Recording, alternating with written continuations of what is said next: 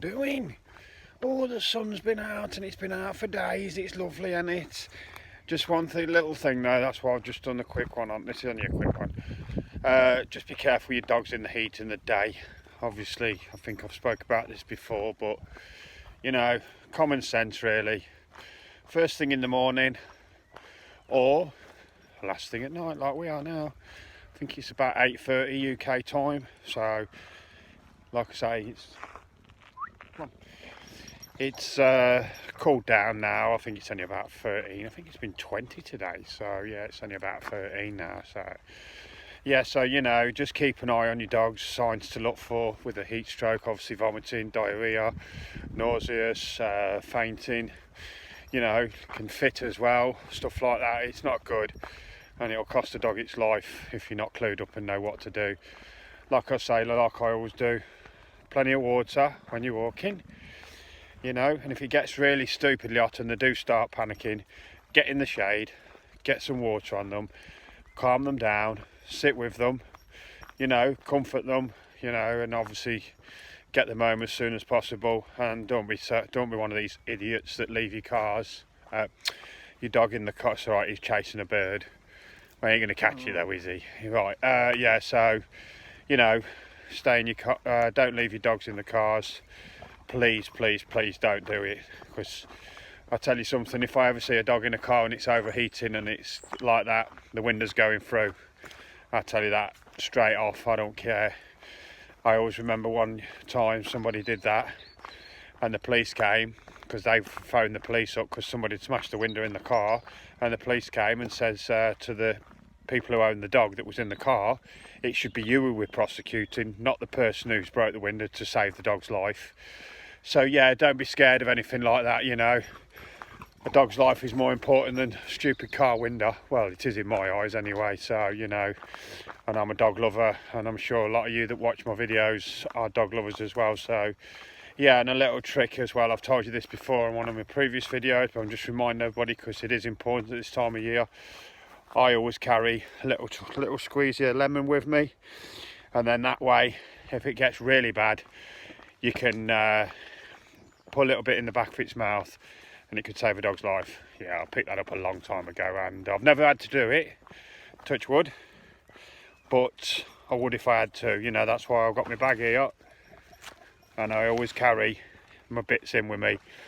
I always carry little bits and bobs, because you never know what's going to happen. I can't even remember what's in this bag, if I'm honest. God, I don't know. I know we've got lemon juice in here.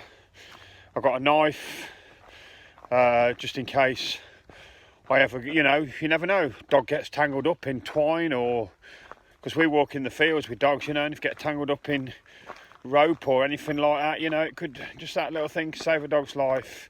And I always carry a big, like a gauze plaster.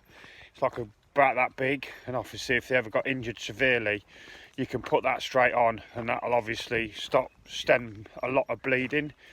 But you know, just be cautious with your dogs. They are crazy at times, you know, and you never know what they're going to do you? You know, it's like where I walk, I see the little lambs, and sometimes, you know, you think to yourself, oh no, is he going to be here in the morning? Is his mum crying out for him? But I always help out if I can, you know. I remember once when we was fishing, one of them got stuck in a little brook, and its mum were bleating for it, which is crying if you don't know.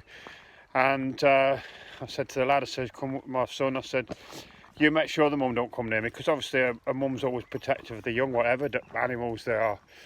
And he stood there, and I pulled it by its fur at the back, you know how you lift a dog up, puppy I should say, and saved its life. Of course, then I told the farmer, I says, I've just shot. He's like, oh, all right, just drove off. Yeah, no, but that's, yeah, well, that's another subject altogether about farmers. The way, you know, it's just a money business to them, you know, which I suppose they're bred into it. Oi! Oh God, he eats everything, this dog. Chewing on sticks and everything. But, you know, he's healthy as Larry. So yeah, it's just a better update than my last video, because obviously we lost our little Troy last time on my last video, which broke his hearts to pieces. Yeah, so it wasn't very nice. So I hope you just take a note of, even if you just take that little one pint of information I've gave you, it could save your dog's life. I see so many people walking the dogs at 2, 3 in the afternoon, 1, 2, 3, you know. It's the hottest time of the day. Why do you think the Spanish have siesta in the afternoon? Because it gets that hot, they don't work in it, and then they carry on again at night and do a bit, you know. That's what we should, you know. I could love the Spanish way of life, to be honest with you. Up early in the morning, have a little siesta in the afternoon, and then crack on again. But we just do that full time anyway. Yeah, so anyway, because obviously our country's different with the weather. Yeah, so I don't know if you've all been away, or because it's half term, or you're on holidays with the kids or anything like that. We don't have much chance to have holidays. If you're a dog person, you don't have much time to have an holiday unless you take your dogs with you, which is nice, you know, because obviously if you're flying abroad or, come on boy, this way, come on, walk down this way tonight, come on. You know, if you're taking, you can't take your animal, it's taking just like, oh, it's nice and cool down this bit. It's not like just, you know, putting your dog in your vehicle that you're, you know, and driving to the beach and having a holiday in this country, because let's face it, the weather's always shite in this country. Come on boy, let's go back this way because it's all muddy down there. Come on. Boy. There he is, look. If you can see him, there he is. Pain in the back-o. Yeah, so big up Jordan as well, Tri-Line Bullies, you're doing really well with Mac. He's, and what sort of little one you took with you this time? Oh, that was it, Boris, son of Mac. Both looking tremendous, obviously. So, you know, fair play to you. Let's just stop here a minute and I'll finish this video off. So he's walking.